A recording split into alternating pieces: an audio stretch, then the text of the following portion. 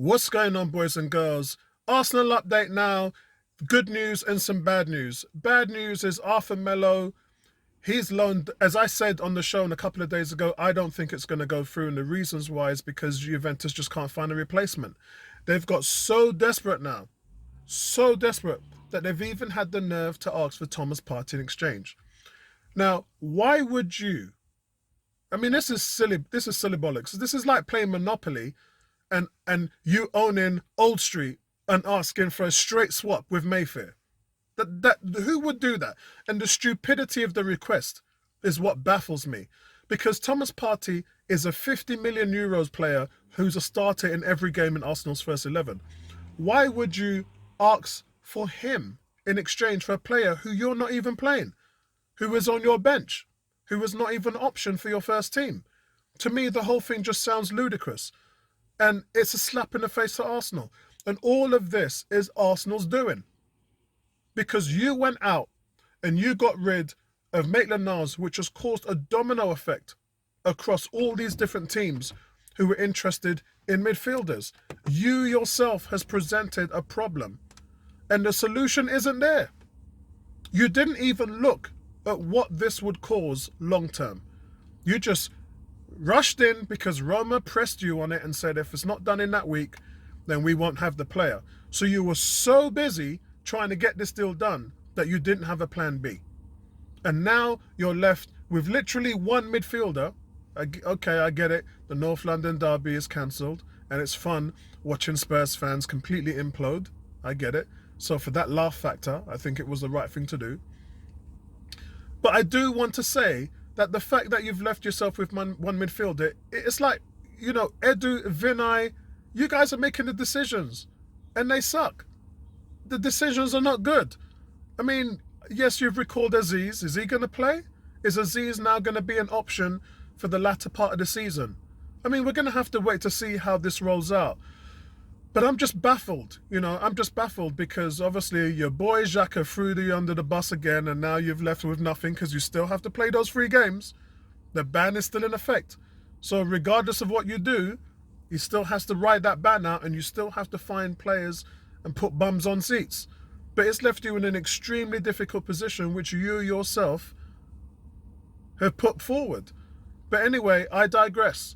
News coming out now that Marseille has had a 2-window transfer ban. What this means is that the initial loan deal for Matteo Guendouzi, which was a loan and 11 million euros, cannot happen anymore.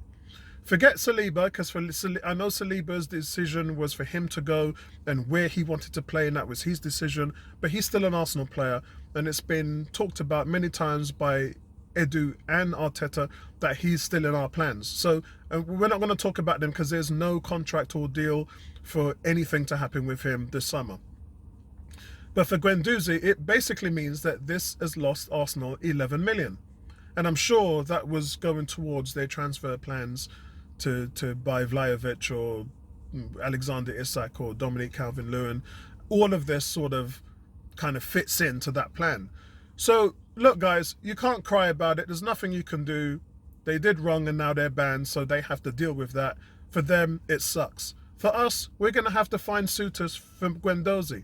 And what's funny about this is 72 hours ago, Matteo Guendouzi swore his allegiance to Marseille. He told the president, I want to play here for the rest of my career. Just 72 hours ago. So it's funny how these things really work out because he's going to have to find another team. Now, is there an option for him to fix what's wrong with Arsenal? Remember, all this happened when he was 19. He's now 22. So has he grown as a man?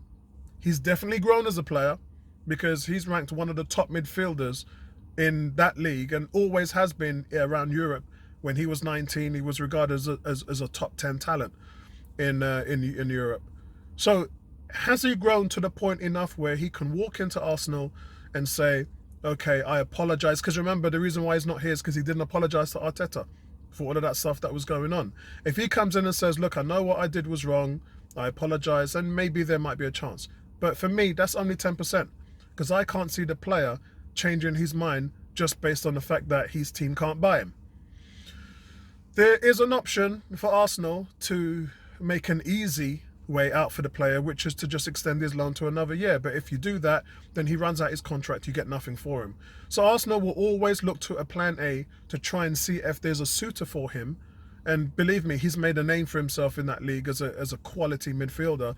So I'm sure that there'll be teams willing to pay 10 million or whatever the asking price is to Arsenal. So it's not all bridges haven't been burnt with the player. But for me, it's just a joke because it's Arsenal always get the bad end of the stick.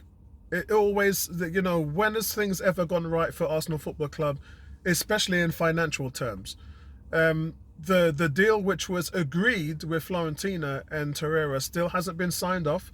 So I believe there's something to do with incentives or anything, but that 12 million is still on the cards, and both teams have agreed a fee. So really it's for Fiorentina just to sort out what they need to with Torreira, and then that deal would officially be announced.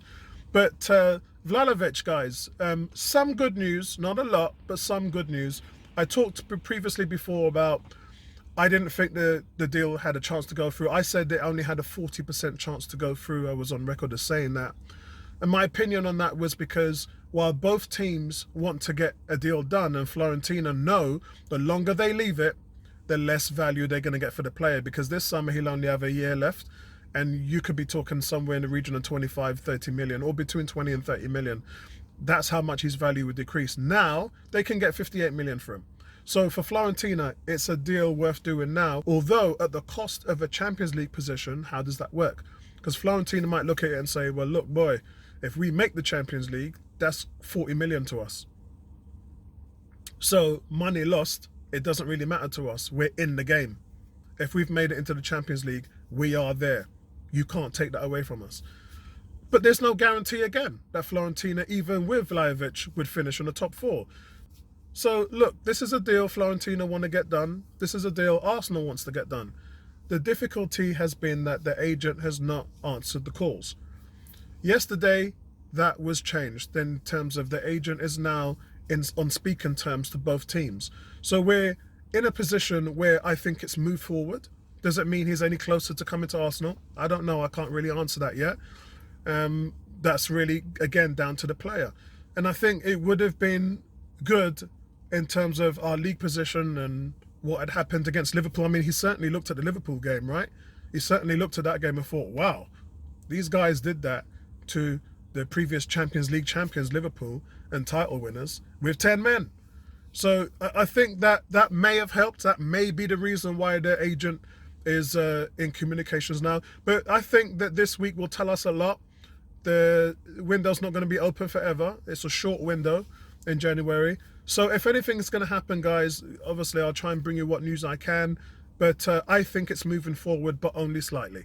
Yeah, and that's the update that I've got for you guys. So listen, I will speak to you guys in the next one. And until then, happy Sunday and enjoy the weekend off. No football, and we just got Liverpool to look forward to. And I'll be doing the live watch along for that when the game comes. Speak to you guys in the next one, man. Peace out.